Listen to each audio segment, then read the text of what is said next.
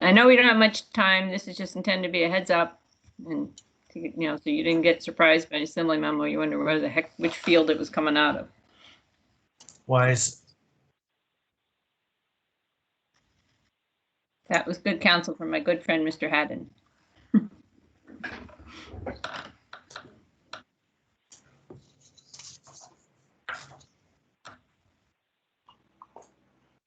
All right, so it's 11:10 a.m. I'm going to call this meeting of the Assembly Enterprise Utility Oversight Committee of the whole to order. It's February 18th, 2021.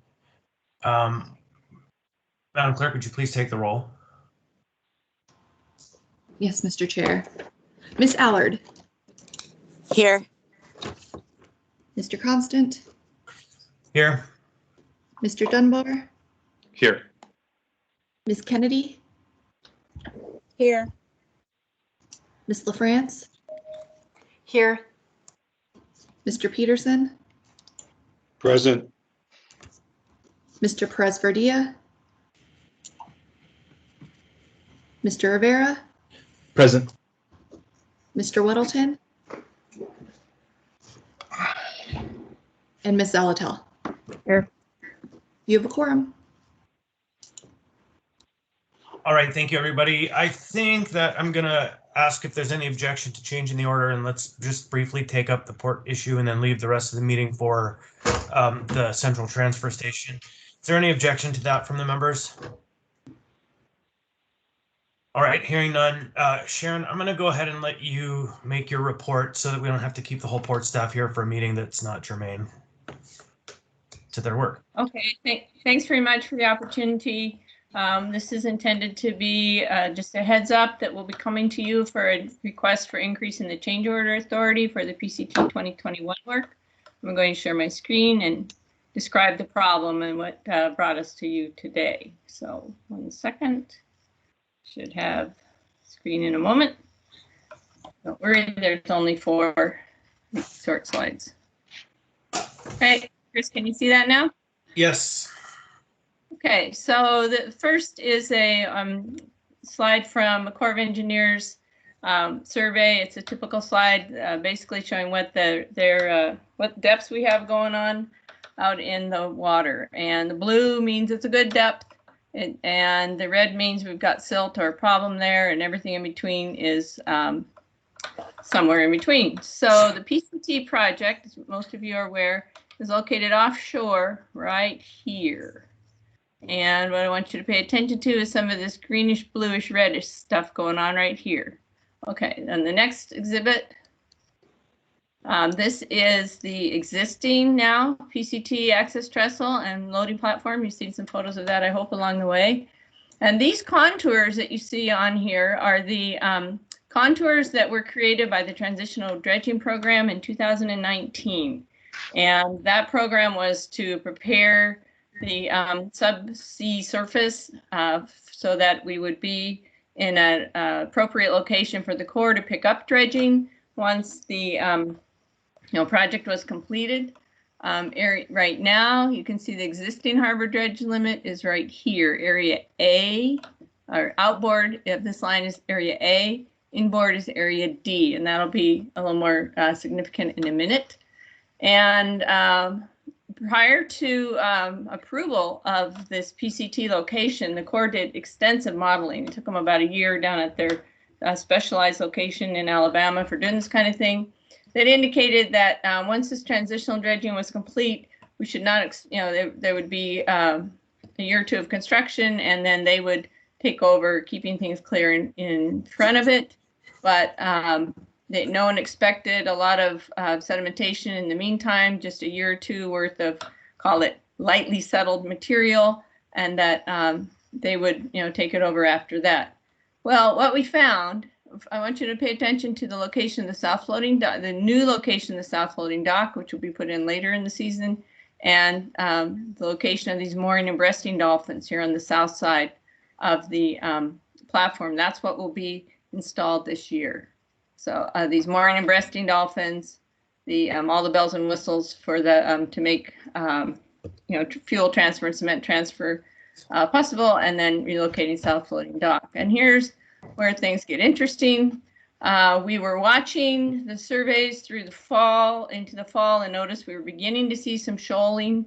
If you remember back on the first slide, the area right off here, and we could see we have some areas that are not deep blue and not light blue. So we were watching that. The thing is, the work there is very, the sedimentation is so unpredictable over the years. No one's been able to say exactly what will go on. Well, what happened in late January, and this is why we're on a time is of the essence situation with this, is a survey done in late January, just a few weeks ago, indicated we had substantial settling in this area. So to reorient you again, here are those mooring and breasting dolphins. Here's the south floating dock, and here's the PCT trestle. We don't know why this happened. Again, Mother Nature can be unpredictable. We suspect that the initial shoaling happened because of the work cranes and the temporary trestle and the items that were in the water last summer, and it might have started the shoaling and gave the rest of the sediment something to hang on to. So this area here, the problem is, has so much sediment on it now that the work barges that are on their way to come up and the new and the big crane coming up can't, there's not enough underkeel clearance for them to work to install these items. So to the tune of, we expected a couple feet of settlement.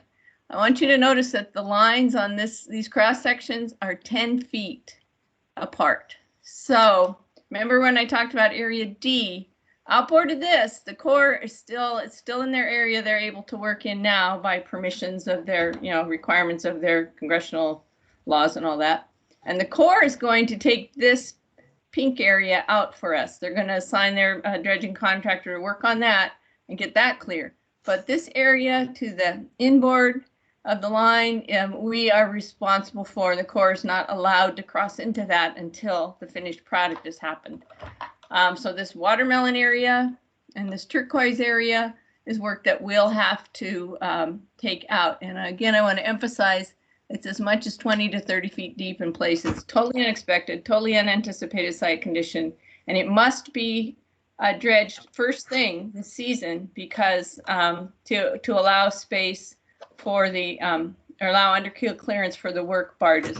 We don't expect it to be a problem following the construction. The modeling seems to be holding up for that, but it is something that we have to deal with. And that's going to bring us to a cost that is going to exceed our change order authority. All of this will be detailed in the assembly memo that will be coming to you. We're shooting for we must have it at the meeting on March 9th. And all the details will be in there, but it's going to be somewhere in a range from $3 to $5 million. The low end will be is if we only have to take this out and don't experience a lot more settling over the summer. The higher end would be is if we have to keep the equipment there to do additional dredging throughout the summer. We did research if local contractors are available. Was it something we could just put out right now to someone local? Of course, you can't do any work till the ice is gone, and we could find no contractors with the equipment necessary, to Homer or anywhere else that could come in and do this work. So the expedient way to do it is change order to PPM's contract. They had the equipment. They can marshal it on the dock in Seattle and get up here in time with the other fleet that's coming up to do work. But it's just something we absolutely did not anticipate and we absolutely must do. So details will come to you in the assembly memo, but we want to let you know this was coming. Thank you. And for the record, Mr. Weddleton has arrived, and I'll just maybe one or two questions, then we need to move on to the port presentation, the central transfer station conversation. Ms. Altel, please go ahead. Thank you, Mr. Chair. I would really like in the documents that are coming, you said that the equipment may or may not have to stay, where those decision points will land and when we will be on the hook for additional funds because those that equipment needs to stay. And how that, how that all could play out, just because it's a $2 million range. Because my guess is you're going to ask for the larger change authority or the larger amount. So I would just like to know a little bit more about how that's going to work out. And in the documents is great, but I would definitely like to see that information. Okay, through the chair, we will do that. And I do want to emphasize, we do have budget for this work. We don't have change order authority for the work. So we have budget in our contingency budget. So that is a good thing. But yes, we will include that information for you. Right. So just to be clear, Ms. Walsh, then what you're saying is the request is not for additional funding. It's for additional authorization to spend funding you already have. Correct. Thank you. All right. Any last question? One more? No? Hearing none. Thank you, Port staff, for your briefing, and I'm glad to move on. Thanks for the opportunity. Thank you all. Thank you. So next up, I believe we will be hearing from Mr. Spofford. You here, Mark? Yes, I'm here, Chris. All right. So Sharon, if you want to unshare, and then I assume you have a presentation for us, Mark? Yes, we do. Chris, if There you you could go. share, there it is right there. All right. So take it away. Okay, so thank you everyone for your time today. What we're going to be talking about is the next work package for the central transfer station that you're going to be seeing on the March 9th assembly meeting for approval. And basically, work package 3 should be the last time we're coming to you to get authority to spend our funding for this project, and will take us through the completion of it. But we're going to talk about what's included in work package 3, give you an overview of what we've already done, where we're at. And then we're going to talk a little bit about the Anchorage Regional Landfill building. We've got some exciting news from FEMA about that one. And then we'll just open it up for questions. But I'm going to turn it over to our consultant from Tetra Tech, Chris Coleman, and him and Jed Shandy with Davis Constructors, who's our construction manager at risk on the CTS project. And they'll talk about work package 3. So take it over, Chris. Okay, thanks, Mark. So we're gonna, this presentation is basically 3 parts here. We've got the Jed Shaney's going to do an update as far as where we're at with construction. If you've driven by the site, you've probably seen a lot of activity that's occurring. Give you an overview of what we're requesting from work package 3, and then jump to the landfill, as Mark stated. So kind of as an overview of where we're at, I've shown this slide in the past, and you see this green star, moving to the right. And pleased to say that we're tracking right along here. And what I want to now explain to you is kind of what's going on in this middle area. And we're looking at completion around March of 23, possibly sooner. But let's explore kind of what's going on over the next 2 years of construction. So basically, right now, what's occurring is the construction of the tipping building. So it's the foundation and the tunnel system for that. So that's what's all the current activity. That's going to occur over the next about the next calendar year.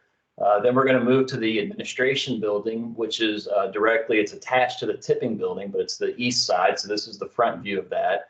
That'll occur over from April to March of 22. And this is the HHW stands for household hazardous waste. And so this is the main entrance where the residential customers come in. In the background here, this is where if you had paints or solvents or things, that's where you would drop those off. Warm storage is part of the tipping building, and this is where collection vehicles will be stored in the winter months. This is really critical for a climate such as Anchorage. We're also then working throughout the next year, the vehicle maintenance building. It's a separate building that's going to be worked on that SWS will use for maintenance of their fleet. And then last here, I'll blow up this last one. This kind of gives you a big overview of all those buildings that I just described. And so this is the tipping building here, the administration building, warm storage, vehicle maintenance. This is the main entrance to HHW where residents come in. And I also want to highlight what we're doing with the existing campus. So this is a view looking northwest. So this is the existing campus. So we're going to repurpose the existing tipping building to take organics, tires, kind of bulk paper. Also look at putting a shredder inside the existing warm storage building. So we're working on those plans now as far as the future use of this, but we're quite excited of what that existing facility can do. And together with repurposing the existing facility and the new one, basically customers can have turn left for recycling, turn right for refuse. So it's going to be a neat campus once we're done. All right, moving on. I'm going to have Jed speak to what his company's up to with construction. Jed? Thanks, Chris. Yeah, so as you guys have drone by, I'm sure you've seen there's been a lot of activity on the site. We've taken a huge amount of peat out of the site and been able to place that at ARL for use on the cap out there. We've completed the tunnel excavation and the perimeter foundations. You're going to start to see the outline and the shape of the building take place out there. We've been placing concrete throughout the winter months. A huge amount of concrete's gone in the hole out there, about 2,200 yards and almost 300 tons of rebar out there. We had an opportunity to partner with the Klutna when ARL was out of space to take some of the peat overboard burden. So we've brought in good usable material from the Klutna gravel pit out in Eagle River and taken out some of our disposal materials out there for their eventual cap as well.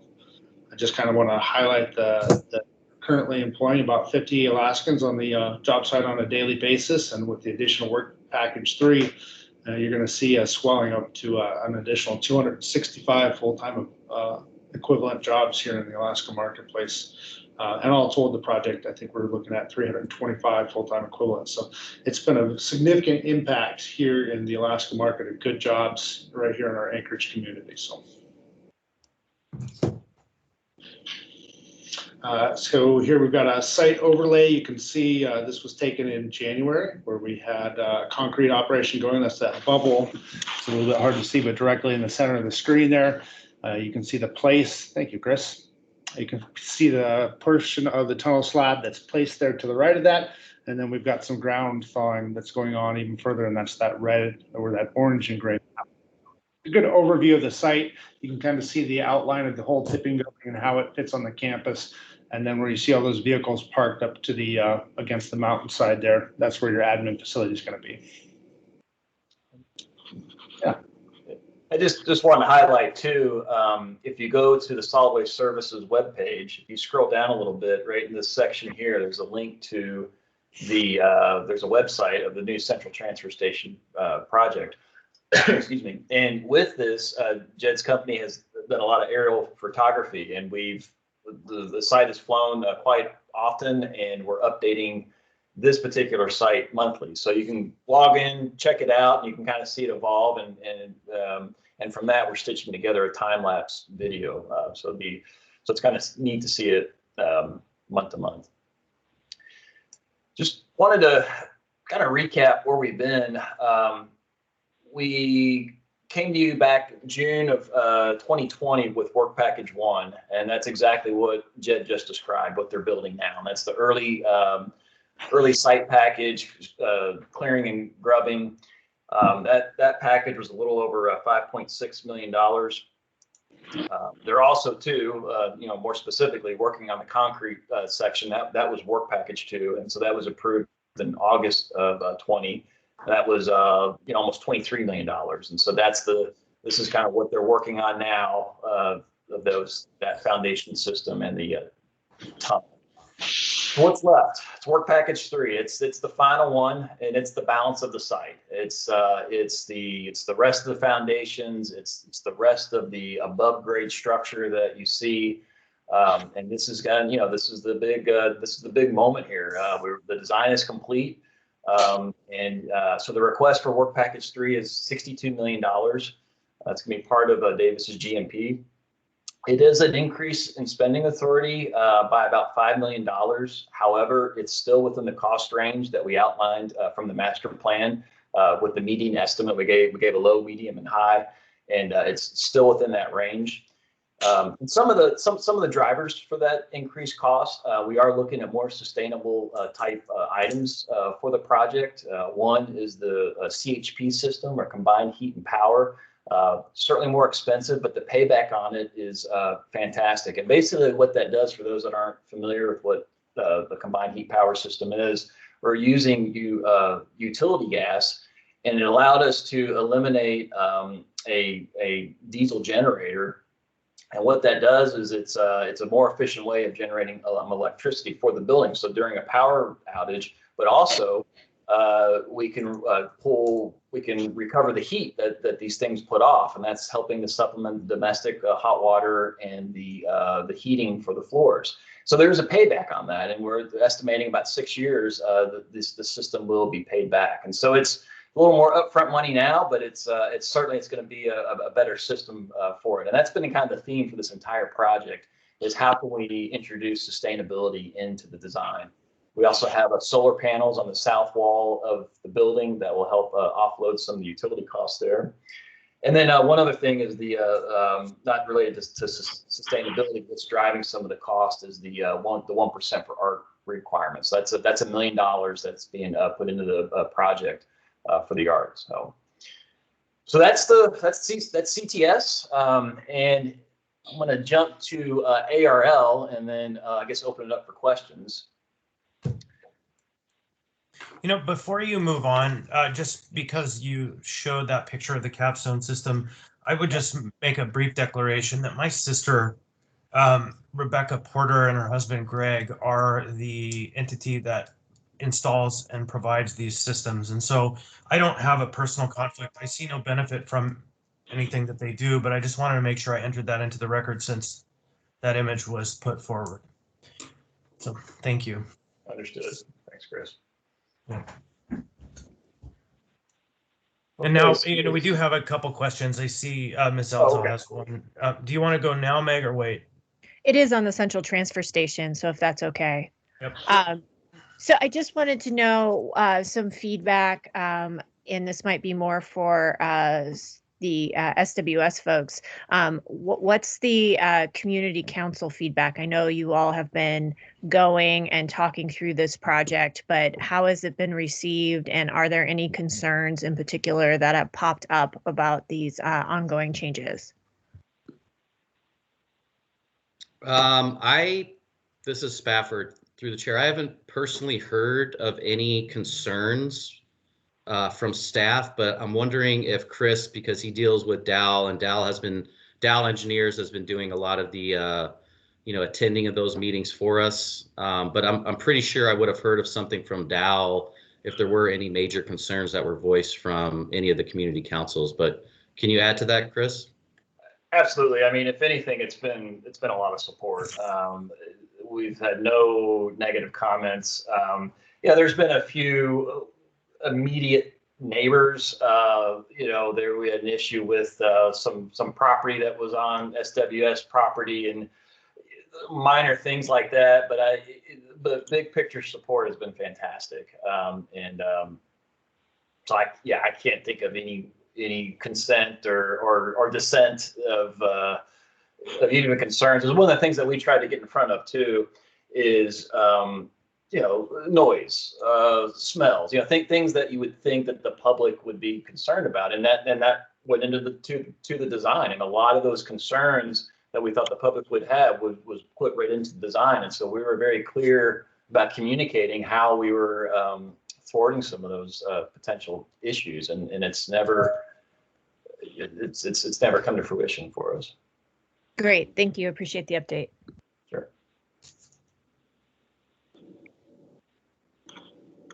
All right, go ahead. Other questions? Okay.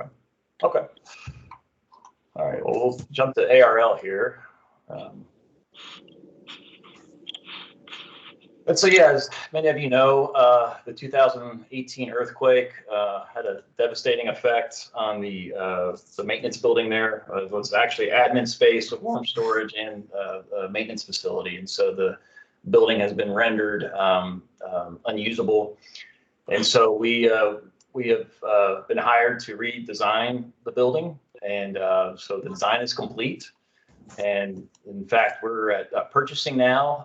We're put the final touches on the invitation to bid. I expect that to be advertised for a bidding solicitation in early March, so hopefully in a few weeks.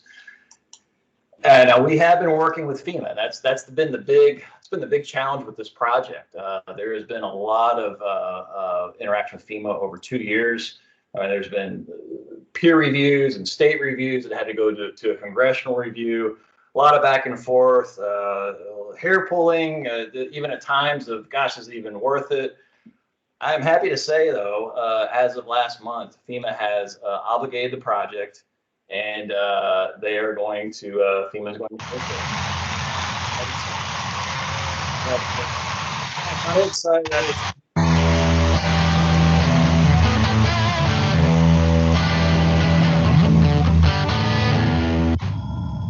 So we were pumped up about it. That was a big milestone, a lot of celebration.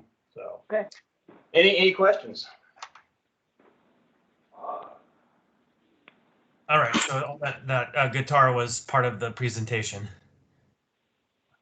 Of course it was, Chris. Okay, I thought all of a sudden we had been taken over by some nefarious entities. Not that I don't like that music. Thank you. I don't see any questions. Are there questions from the members regarding this update? And that might have been a nefarious entity.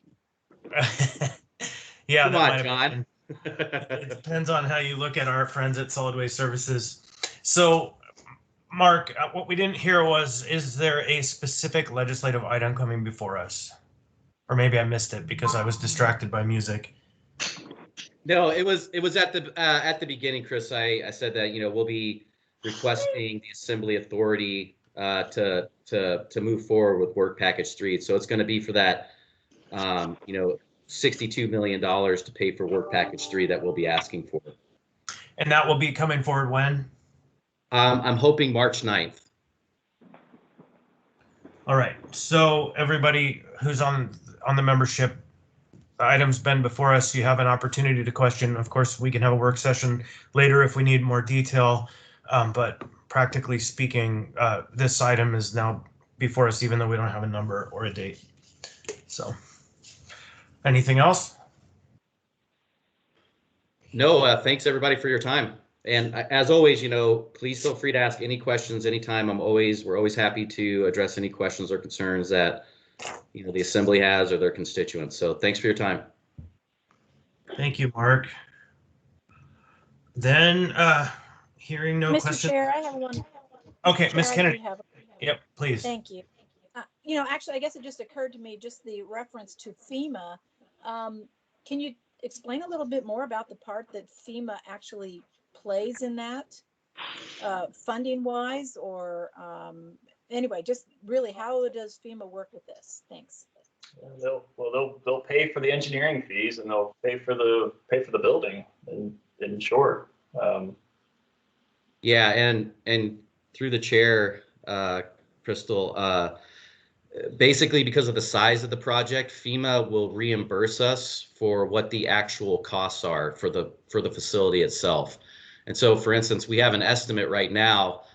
I think it was 12.1 million or something like that for the building. But in reality, FEMA, as long as the costs are reasonable and within the scope of the project, they'll reimburse us for what the actual project costs are.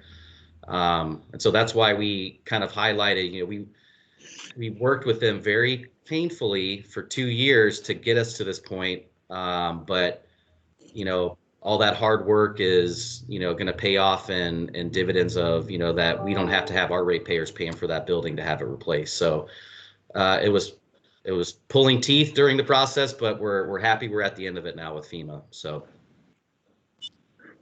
No, thank you, and I appreciate that, and I don't know why I just totally missed that and wasn't really aware of the connection there. So I absolutely see why you're cheering. So appreciate that. Thank you, Mr. Right, Chair. and thank you. So that is specifically for the replacement of the building out at the landfill that was demolished, destroyed, made uninhabitable by the earthquake, not the central transfer station. It'd be nice if we could get them to cover that, but so just be real clear, it's the couple $1 million or a few $1 million of the replacement building.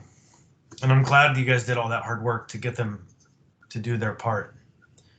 Okay, well, thank you. That does help too. So just to clarify the difference between the two facilities. Okay, got it. Yeah, Thank it's you. definitely, it would be great if FEMA would decide to rebuild our transfer station, but we didn't get them Well, onto the. that's where I got sidetracked because I realized the one, I realized the one on in the landfill. So, okay, great. Thank you.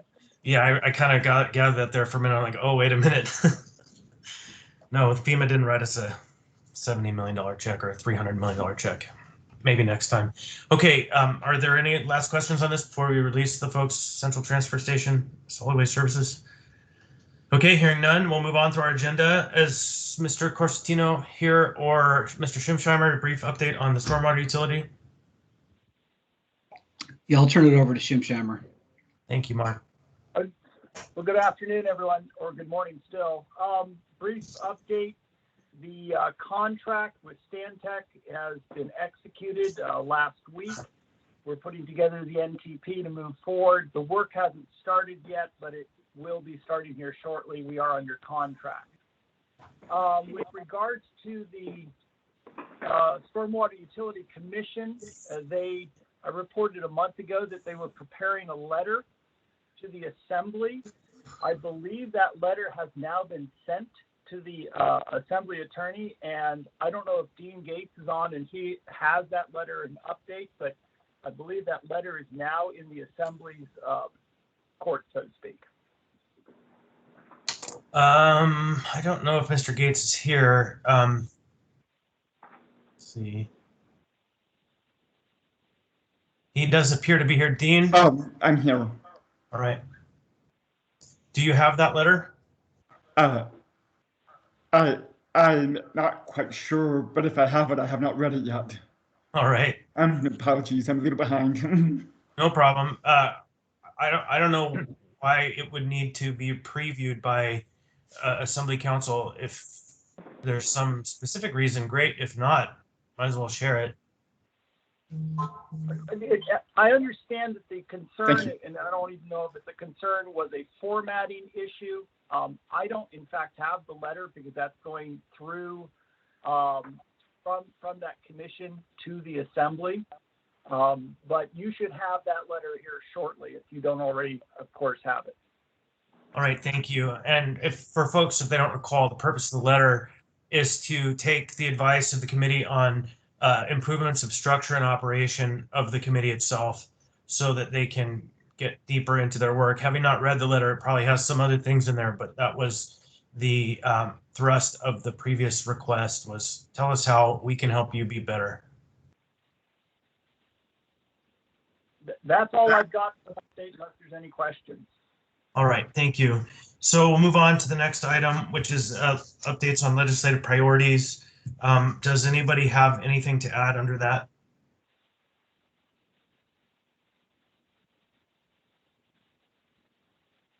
I'm not hearing anything, so let me go look at the chat. John, are you in the queue?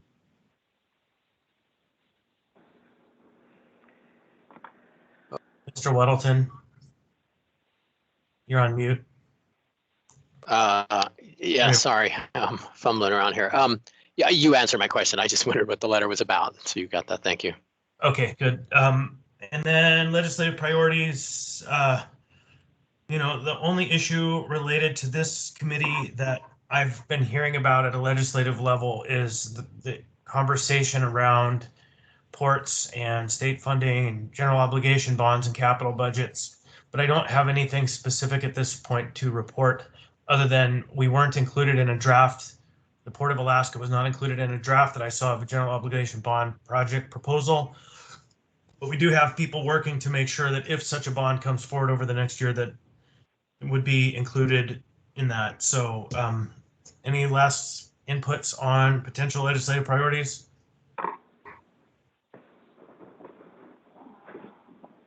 Okay, I'm not hearing anyone, seeing anyone in the queue. So next we'll move to conversations about first quarter budget revisions.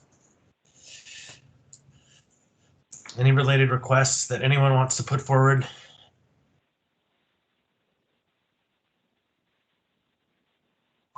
I'm not seeing anything at this time. We may revisit that issue in March or April. And finally, any budget item proposals for 2022 as of yet? we're going to start in the budgetary process again in about 4 months, 3 months for next year after we do first quarterly budget revision. So now it's time to put thinking cap on. Okay, hearing none, we'll move to the next and last step of our agenda, which is audience participation. Anyone from the public wish to be heard? Mr. Haberman, you are recognized. Thank you. I'll set my timer. Looking over what was discussed. Oh, by the way, my name is Lieutenant Carl Haberman. First of all, with your agenda, I would like to make a note. I attend the Port Commission meetings, and what I'm seeing in a positive note is cooperation, more transparency, and also making those.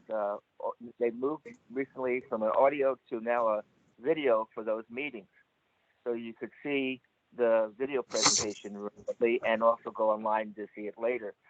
So I'm glad to see the cooperation and also the respect and in that direction. But the presentation by the on the items that were before you on dealing with the port today in the address, there was no documents for the public to see if you go on the Muni website in reference to your committee. So the public was blinded. But you are sometimes, most of the time, your committees, unless they generally assembly committees, you're having a different connection that the public has, and we're limited to an audio presentation. And if the documents are on the sidebar, and that has left us blind to the scenarios of that port presentation, which is very critical for people to see. But I did have a little bit of being at the meeting at the Port Commission to see where they were going on it. But you need to have that information there. Second is the landfill design update that was provided. There was a report. Thank you. I'm glad to see it, and I wish them well on the project. And then the second thing is the stormwater utility. There was no reference, I didn't see on the agenda to it, but there was no materials for it for the public to see. And that's all I have to say. But I wish you all the best, and thank you very much. Thank you. So just to address a couple of those concerns, I'll make sure that the presentation by the port is uploaded onto the committee page. It was a last minute addition. It did make it onto the agenda, but the presentation didn't. The presentation was 4 slides. So we'll make sure to get that up. Thank you for your input. Anyone else wishing to be heard? Star 6 is what you would press if you're on mute. For the Perseverance landing. That's supposed to happen in what, 11? All right, so I am not hearing anyone else from the public that wants to be heard. Any last committee comments before we adjourn the meeting early?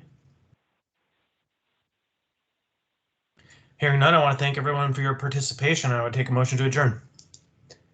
Move to adjourn. Thank you. We are adjourned.